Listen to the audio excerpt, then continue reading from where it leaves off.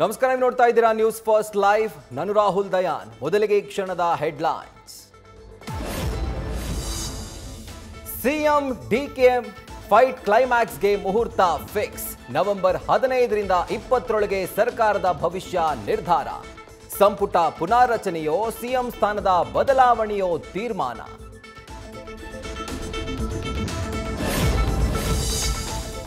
ಯತೀಂದ್ರ ಸಿದ್ದರಾಮಯ್ಯ ಹೇಳಿಕೆಗೆ ಡಿಸಿಎಂ ಅಸಮಾಧಾನ.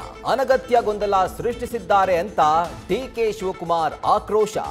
ಎಐಸಿಸಿ ಅಧ್ಯಕ್ಷ ಮಲ್ಲಿಕಾರ್ಜುನ ಖರ್ಗೆ ಗಮನಕ್ಕೆ ತಂದ ಡಿಕೆಶಿ.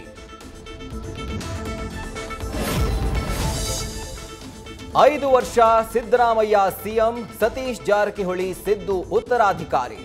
ಯತೀಂದ್ರರ 2 ಹೇಳಿಕೆಗಳ ಬಗ್ಗೆ ಹೈಕಮಾಂಡ್ಗೆ ವರದಿ.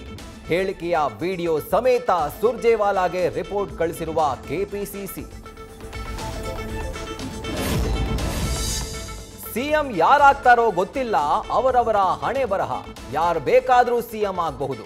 ಬೊಮ್ಮಾಯಿ, ಶೆಟ್ಟರ್ ಸಿಎಂ ಆಗ್ಲಿಲ್ವಾ?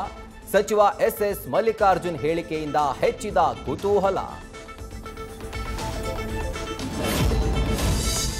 ಕರ್ನೂಲ್ ಬಳಿ ಖಾಸಗಿ ಕಾವೇರಿ ಬಸ್ಗೆ ಬೆಂಕಿ ಬಿದ್ದು ಸಾವು. 20 ಜನರ ಸಜೀವ ದಹನ. 22 ಮಂದಿ ಅದೃಷ್ಟವಶಾತ್ ಸೇಫ್.